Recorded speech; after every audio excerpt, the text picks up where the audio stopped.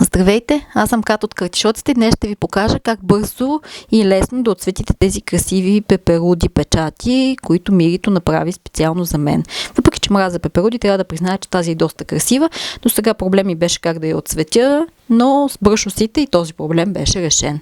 Трябват ви бръшо кристал пейнтс и водна четка или обикновена четка с малко вода. Всичко, което трябва да направите е да наръсите малко прах и след това да го размажете в различни посоки върху пеперудата. Изглежда просто и наистина е.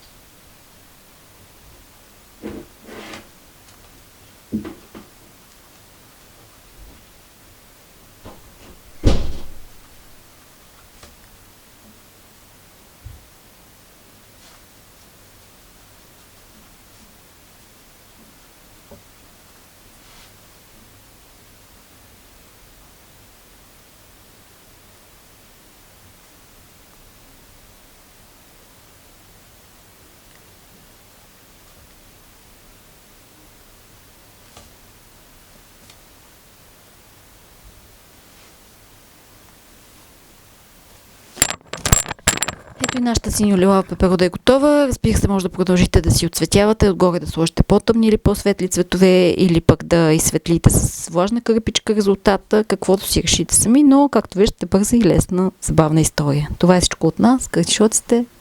До нови срещи!